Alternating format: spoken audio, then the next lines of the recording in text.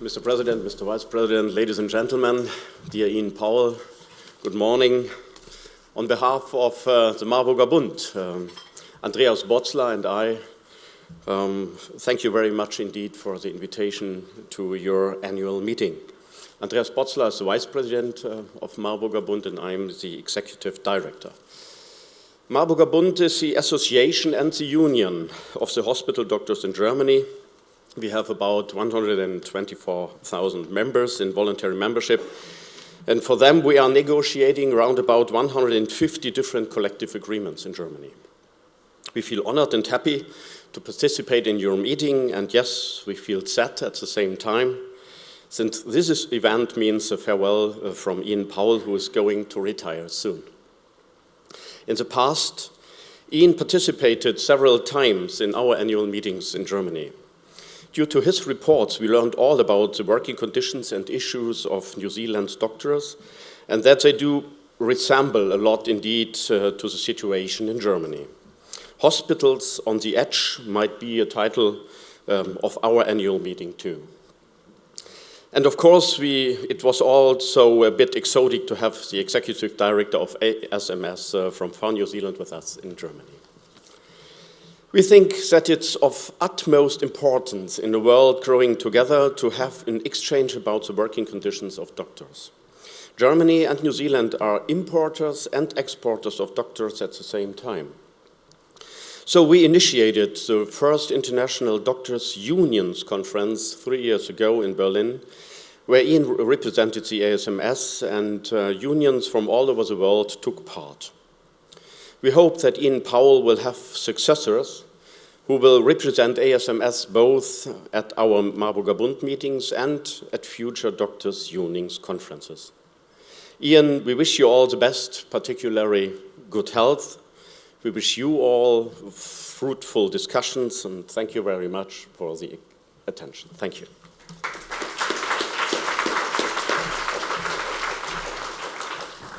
There will be time soon for questions for everybody who speaks. Can I ask Warwick Hoff to come up and say a few words?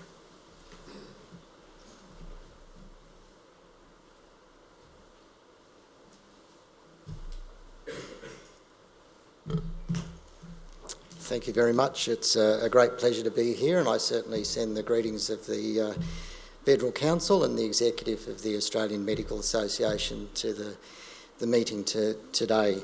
It's always a great pleasure to come to the ASMS conference. This is my second conference, and it's been quite a few years, and there's been a few false starts at coming in the interim due to various things that have clashed, but I think this is a particularly special conference given the departure of Ian at the end of the year. For those of you who know Ian, he's a great mind.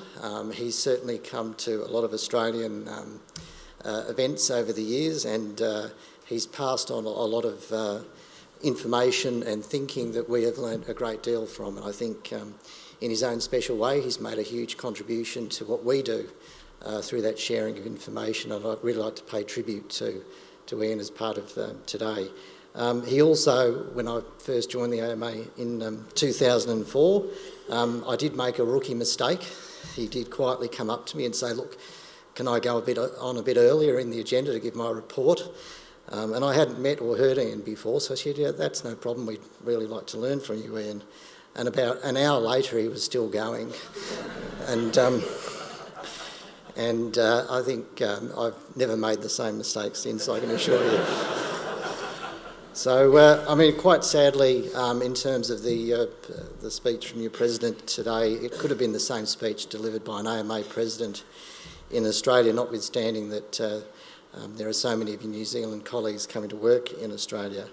We face the same issues around bed block, excessive demand on our emergency departments and huge bed occupancy rates that are unsustainable. So we certainly know and see the same things that you do here, notwithstanding that, as I said, we are, in a workforce sense, better position than we were a number of years ago. We've had a huge growth in medical student numbers in Australia that has moved to, in terms of output, one of the highest rates of growth in medical student numbers in the OECD, and our medical numbers in terms of workforce are growing significantly, but still we see huge pressures on our public hospital system in particular. So I do wish everyone very well for a great conference. My children are very jealous that I'm here at Te Papa, and they're not. They love this place. It's a terrific venue, and certainly look forward to a great conference. Thanks very much.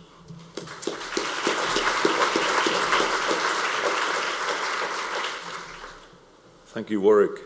Can I ask Bernadette to come up and say a few words? She's from the South Australian Salaried Medical Officers Association.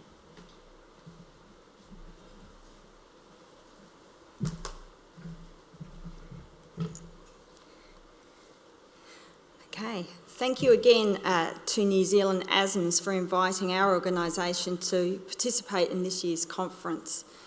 And we send our greetings from our board and our membership to you today. I've participated in the last 3 conferences and take back to South Australia many of the strategies that you will discuss and talk about this conference ad nauseum to our union. I'd like to thank Ian in particular for his contribution and support of not only doctors in New Zealand, but his help with the same in Australia. I have worked for the South Australian Public Doctors Union for over 10 years. Prior to that, I worked as an industrial officer in a number of other unions and have worked in the union movement for 35 years. What has always set the Doctors Union apart from other unions I've worked in and has impressed me as a relative outsider is the profession's collegiality, your ability to band together when needed, your courage to step up and challenge the health system when it has got it wrong, and to lead on matters and educate the community on health issues when it is necessary. When I first came to my first ASMS conference 3 years ago, you were talking about the damage to the environment and climate change. Although now strong on the Australian health and doctors' radar, I was both excited and impressed by the progress doctors in New Zealand had made in raising and leading community awareness on this issue. In South Australia, we are dealing with many issues that directly impact on the health of the community and doctors as a profession, some good and some not so good. The significant cuts in health budgets by government as privately contracted financial administrators are assigned to our hospitals, overruling clinicians on clinical resourcing necessary for hospitals and the community for priority of excellent fiscal KPIs. There is now significant conflict between doctors and administrators on how hospitals should run. The rise of hospital external ambulance ramping and delays in care and deaths on our ramps is very concerning. What I call a doctor's generational shift, those young doctors entering the profession, seeing their older colleagues burning the candle at both ends, the exhaustion, the burnout, and wanting to balance their lives both privately and professionally. The setting of standards of behaviour and respect for clinicians and tackling fatigue. In addition to some of these matters, in our media and public attention with the day-to-day lives of those who work in our health system. On a positive side, we have seen the rise of reality TV and the hard work and emotional commitment of many of our clinicians to patient. But never a day goes by now in South Australia where we don't see negative stories that challenge the views and the perceptions of the public regarding our health system. This only serves to undermine the confidence in our health clinicians and our health services, but more importantly is undermining a potential new generation considering health as a future career. The next decade will bring enormous challenges for the South Australian health system. Climate change, but one thing I know I can count on after being lucky enough to work in South Australia and witnessing you in these conferences is that the profession will not be afraid to stand up and challenge government and the bureaucracy in addressing these important issues. Thank you.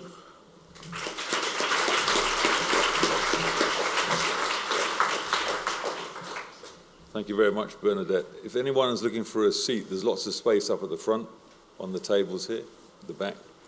For several years now, ASMS has established an excellent relationship with the New Zealand Medical Students Association, and we've had visitors coming now for the last 3 or 4 years, I think. And every time they've come, they've gone away at the end of 2 days feeling invigorated and refreshed. And so it's a pleasure to ask Ellie Baxter, who's the incoming president, to come and say a few words to us.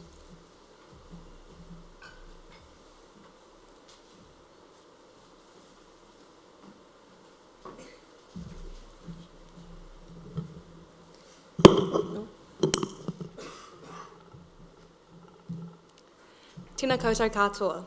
He mihi whānui tēnei ki ngā tangata whenua, ngā iwi o Ngāti Raukawa, Te Atiawa, me Ngāti Toa Rangatiratanga. He mihi hoki kia koutou katoa ngā tākuta o Aotearoa. Ko wai au, he uri o Kaitahu no Otipoti ahau ko Ellie Baxter tōku ingoa. Kia ora everyone, my name's Ellie and I'm fortunate to be the president of the New Zealand Medical Students Association for 2020. A little bit about myself, I'm a trainee intern at the University of Otago, Wellington, actually on placement in Wanganui DHB for the year.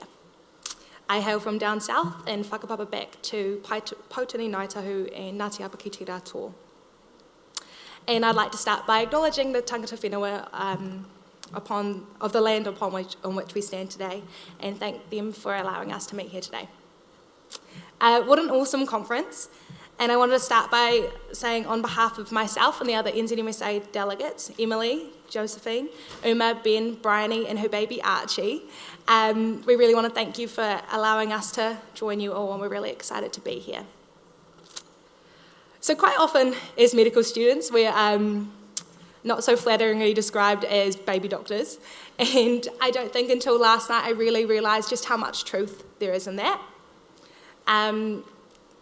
We are babies and we're new to the field of medicine and still have so much to learn. We're still learning to crawl around the ward and speak the language of medicine and learn our place in society as medical professionals. And as I'm sure you're all aware, at times that can be quite daunting and confusing.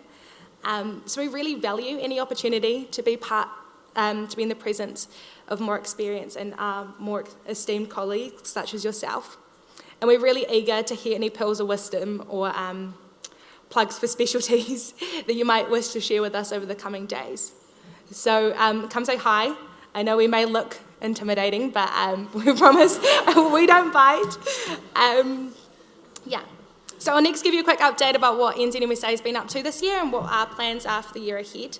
So 2019 was a very busy but successful year for NZMSA. The team continued to work really hard to represent, unite and empower the 2,906 medical students of New Zealand. We really took our ever-changing cohort into consideration and focused on issues such as gender inequities, diversity in medicine, and how we can foster, and thought about how we can foster awareness and champion change in these areas. We've strengthened our relationship with ASMS. With the mentoring program we've been collaborating on finally taking off. So far we've received great feedback from this year's participants and can't wait to roll it out again at the start of the year. Thank you all who put up your hand and offered to put what little free time you have into helping mentor us. We really appreciate it. Looking forward to 2020, we aim as an organisation to increase our student engagement, to inspire and empower students to become their own advocates for health, and to get students thinking ahead in regards to career planning and the upcoming election and how that will affect health in New Zealand.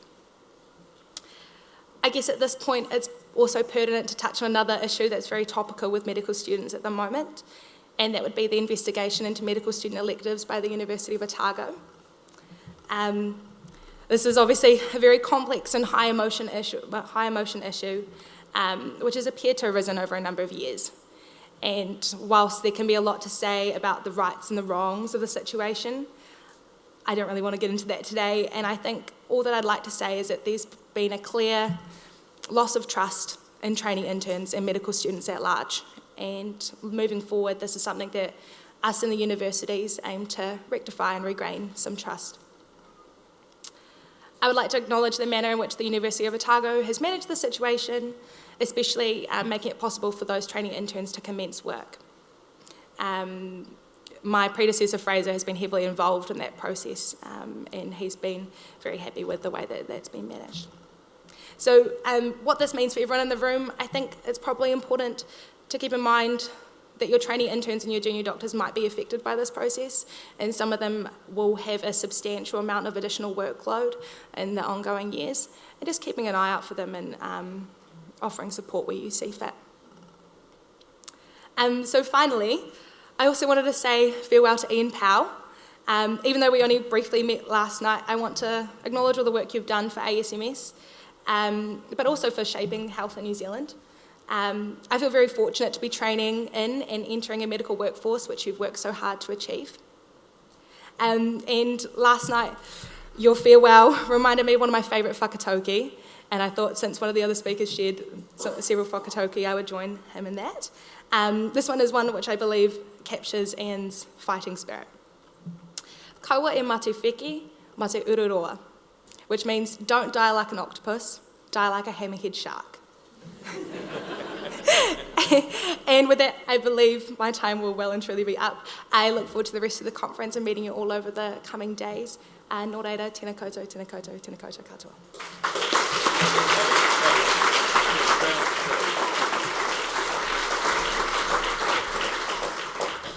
Thank you very much, Ellie. Can I ask the other speakers to join us up on the stage now? And we're going to be open for questions. So anyone who's got something to say or something to ask, just introduce yourself. There's some roving microphones coming around, and fire away.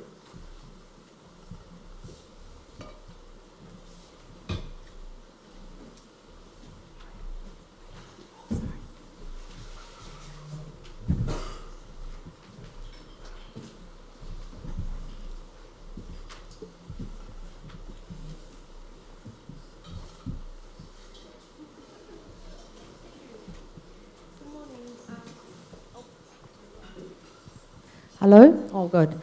Good morning. My name is Eleni Nicolau. I come from Auckland now, ex-Waikato.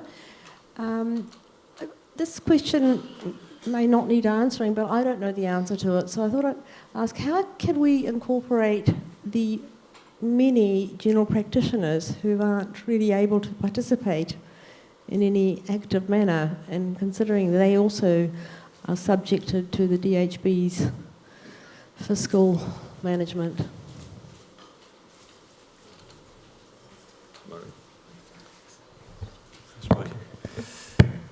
Yeah, in fact, that's an interesting situation. There's a gradual change to more, particularly younger GPs, going into salary-paid positions for various reasons, and there's more and more GPs actually becoming members of ASMS because they can. So I see that as sort of an evolving thing at the moment, and it may be at some stage that there's many GPs are in ASMS and can contribute to that. Yeah, that's right.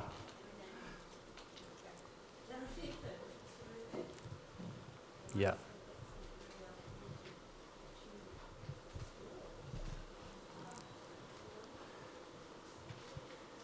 Yeah, I mean, it's a good point. I mean, the PHOs obviously have a very strong role in this.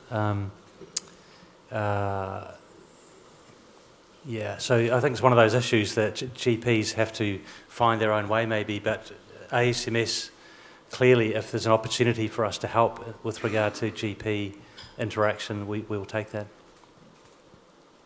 Thank you. And any more questions? Who's got a... Chris.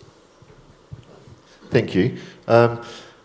Thank you to all the speakers. I was interested in your address, Murray, and I just thought it would be worth pointing out that I've been a consultant for something like 26 years, and for the first time, the possibility of being physically assaulted has become much more of a threat than it ever was before. It was an abstract concept, but I'm down in Dunedin. I know that in Canterbury you have the same issues, particularly in psychiatry, and particularly our nursing staff get bashed on a daily basis, and there seems to be no strategy to deal with it. We have an epidemic of methamphetamine in this country, and I'm not sure that there's been adequate measurement of how that's going to impact on staff, but in terms of burnout, being assaulted is a significant factor. People are leaving the profession, they have head injuries, and it seems to be almost entirely unnoticed on a national level. Yeah, it's as you know, it's also a very big issue in Canterbury. It's the same, exactly the same things you're describing. Any other questions?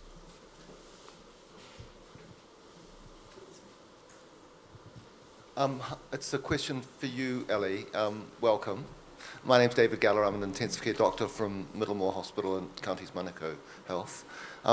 You're young, and I'm old. There's an element of the morning, like plus ça change, plus la même chose. The more things change, the more they seem to stay the same. And we seem to be talking about similar issues about meeting the demand for that's thrown upon us in our acute services and hospitals in particular. But I'd quite like to ask you, as a young person looking forward to a career in medicine, what do you see as what are the big issues for you with respect to the opportunities to improve the health and well-being of our people and say throughout your generation, through your working career in the future? What would you say to that? That's a huge question. Give me a couple of days and I'll get back to you with a full extensive list. I think first and foremost, it's what's been touched on here quite a lot this morning is we can't take care of other people until we're well ourselves. And whilst I'm not hugely aware of what's been happening at your level, I know burnout and poor mental health is really prevalent within medical students, and I think it's probably the first place to start. And so many things. I think not having enough doctors and not having enough centres that can do sort of outreach to all of the communities in New Zealand. I don't think that I don't think anyone in this room would say that there's equitable access to healthcare. And just off the top of my head, those would sort of be the first things that we need to improve our workforce so that we can better take care of New Zealanders. Yeah. Cool. Good morning, hello. My name's Rod Goulds and I'm an anaesthetist in Tauranga. Just an observation and a kind of question at the end is that, difficulties with funding of public health services have existed since the creation of the NHS in 1948. So this is not a new problem. Just throwing at the money at the problem is not potentially a solution, as we see in the example of the United States, which spends more on healthcare than any other country, and look what they get. However, I believe that health and a healthy society go hand in hand, and there's no way you're going to get that unless you prepared to spend a large proportion of GDP on it, such as Scandinavian countries. So I guess my question at the end is the union going to support tax rates of 60% to pay for this? Because we need more of the pie, but we need a bigger pie. That's the problem. Not just simply asking for more money. We need to know how we're going to fund it. Thank you. Thank you. Kia ora, good morning. Dr. Ruth Large, I'm an emergency physician and rural hospitalist.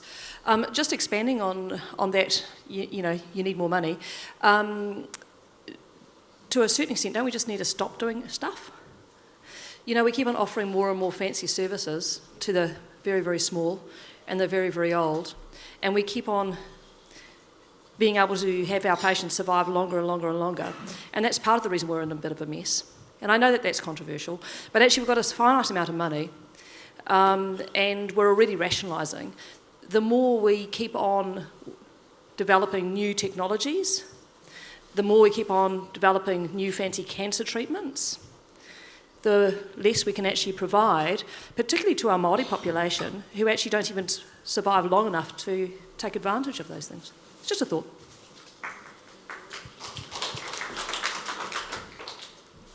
Anyone else? We've got a few more minutes before we break for tea over there.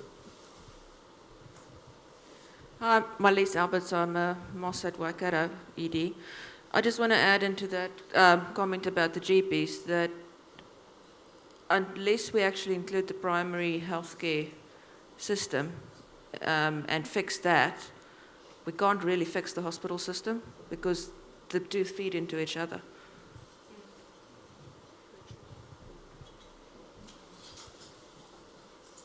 Sarah, over there. Also, there's lots of spare seats up here for you people down the back. There's 3 here, there's 4 or 5 there. Who else has got spare seats at their table? Give us a wave. Sorry, who had the... Oh, and then when you've stopped waving, who had the question?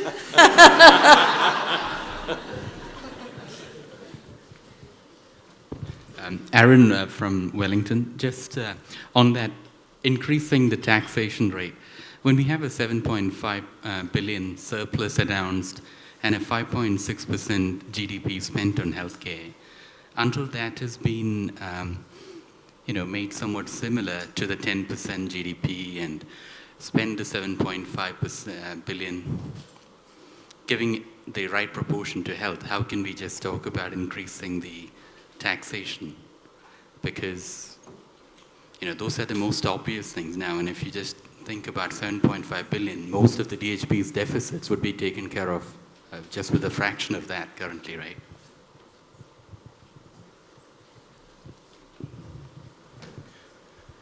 So a couple of points I want to make, just following up on that, is that there's this continuing rhetoric that health spending is like an inconvenient cost to the government.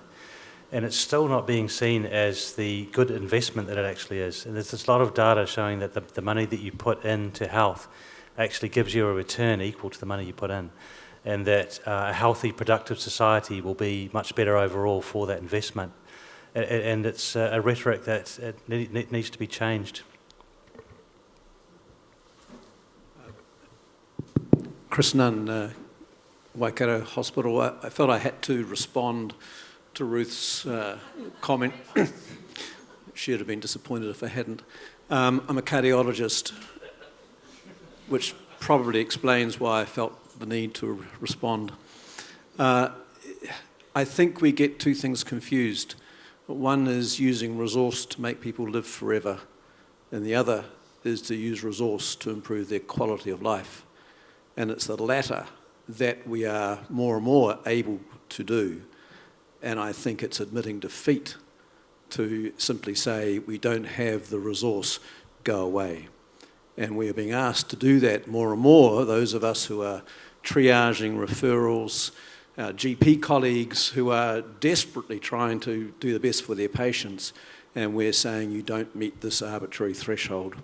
I think we have to fight that with everything we've got.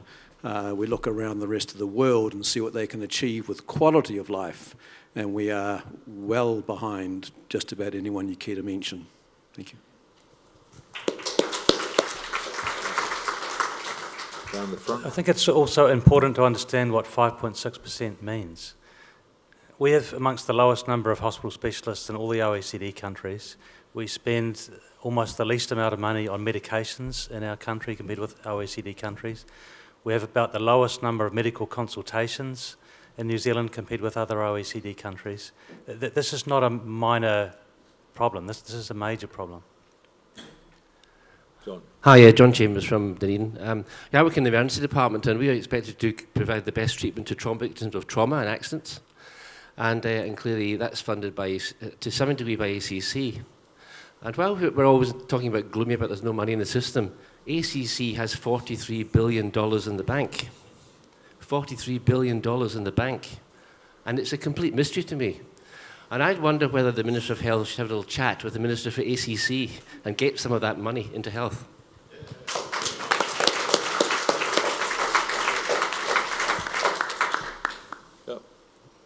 Kia ora.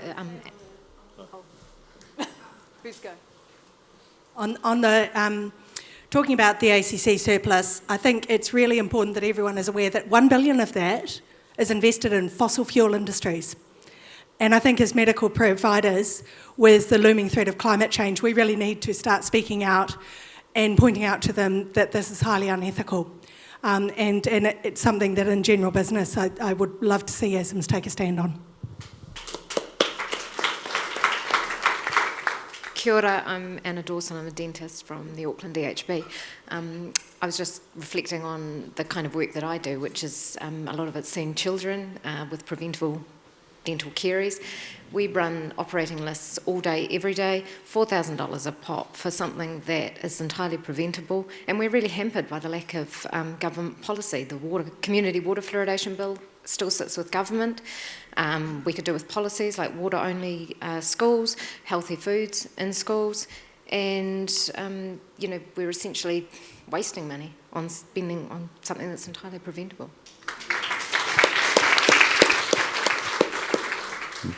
Andrew? Hi, good morning. Andrew Darby from Waikato. I'm a psychiatrist there, and I work in primary care as well as in the DHB. And I'd just like to pick up on something that Eleni said, a colleague of mine working up north, is the fact of how do we actually integrate healthcare providers. I'm absolutely convinced that the current system that we do have in providing psychiatry care has to change, where we have to integrate the primary care, secondary care into one system providing care for the person, irrespective of where funding comes from, irrespective of the organisations that we work with. We need to have a collective approach to that. And so I would like to put the challenge out to us as ASMS is how do we, going forward, actually have an integrated approach to bringing GPs into this forum and bringing ancillary workers into this sort of forum and having a collective healthcare system. Thank you. Someone mentioned Scandinavia, and I'd like to just mention it again. I mean, we're not Scandinavians, we're different. But a colleague of mine that many of you will know very well, Michael Kluger, a few years ago did a sabbatical in Europe where he spent time in Scotland, England, and Denmark. And he went there primarily to look at pain management and what they did in their hospitals. And forgetting about everything else, his biggest impression when he came out was what an incredibly happy, nice place it was to work in Denmark compared to Scotland and England. And he said the doctors were happy, the hospitals were nice, the facilities were fantastic, and yes, they pay a lot of tax, but they've got a really great system. Any other questions? Yeah, Roger Wanless from Southland, anaesthetist. Not quite sure how to word this properly, but it strikes me that most of our disease is as a result of either lifestyle or social or sort of bigger sort of forces at work, if you like. And I sort of sit here and wonder whether the problems are ever solvable. But can we deal with things like obesity and drugs and all that sort of stuff? But ultimately, it seems to me that policy needs to be more at the sort of stopping disease starting, the whole lifestyle sort of thing, making tough choices like taxing sugar, I don't know, family policies, drugs and alcohol, all that sort of stuff. Can we change that, and if so, how? And surely we've got to the stage now that we need to fundamentally change the way we look at disease, really.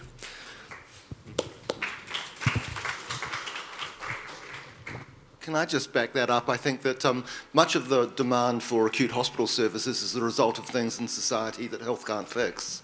These are issues that we need to be advocating for very strongly. I totally agree with you that actually we do need to do something about that. Last week, the health minister did an appalling capitulation to the food industry, agreeing to self-regulation around food standards. And this is the kind of thing we would have expected from Jonathan Coleman, not a Labour health minister. It's very disappointing. The Health Coalition Aotearoa, headed by Boyd Swinburne, has been set up to look at the harm that's measurable and at an extremely high level from unhealthy foods, alcohol and tobacco. In places like South Auckland, there's the highest density of fast food outlets, liquor stores, and pokie machines of anywhere in New Zealand. And these things are taking us down at a great rate. We can't keep up with that. And I would like to suggest that maybe the ASMS, as part of its work, should take a greater advocacy role in the preventative space. So I absolutely agree with you. We've just got a few more minutes. Any comment? Yeah, so I listened to all your questions and remarks, and it's very, very interesting for me. I just would like to comment some of them, if it's possible. I don't know the system here exactly. So one of my first impressions, your question was to the younger generation, how do they work, what do they want? That is exactly what we ask in our organization. We have also students in our organization and junior doctors, and they have an absolutely different view. They say they care for themselves. So they say us, we want to work 8 hours and no more. So we have a limit, and so also my generation tried to change our attitudes, yes, and our views, and say now we have to change it. And Andreas Botzler tomorrow will give a presentation what it means practically in our work as a union and what we did this time. It's very interesting. I think it's a big chance to have this young generation and to have this discussion and their consciousness and self-confidence and what they want, family and profession as well. It's very interesting. You talked about task shifting is one of the topics that we also have in our country. It's not easy for the doctors. They don't want, we have these 2 words, delegation and substitution. And it's always a conflict discussing these topics in our organization. But we have to do that because there's so much work for the doctors to do, so they can shift a lot of things to other professions that we think. But we have to keep it in a balance, and the highest value is the patient, no doubt about it. And you are talking about the financial conditions of your work. We are always talking about the financial conditions, but you are a doctor's organization and not a financial organization. And in 2003, you might know the DRGs were introduced in Germany, the diagnosis-related groups. I think they came from Australia. Yes, but the Germans changed it, and I think it was not a good idea to change it now. And now we have 30 to 40% of our hospitals now write red numbers, we call it. And so this is really a problem for us, but it's not our problem, I think.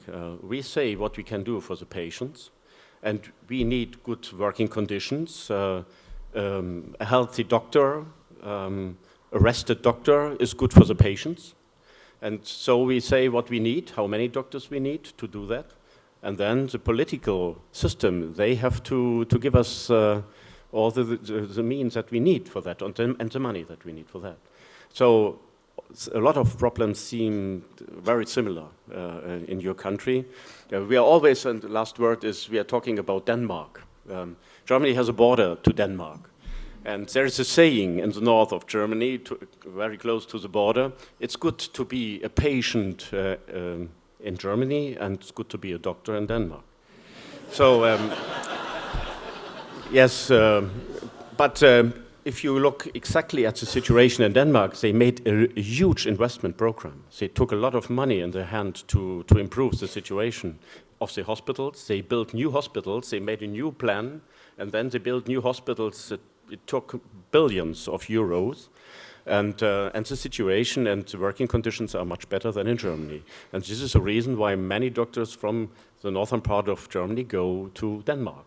And if they are there, they don't come back. So, thank you very much. Thanks. Thank you.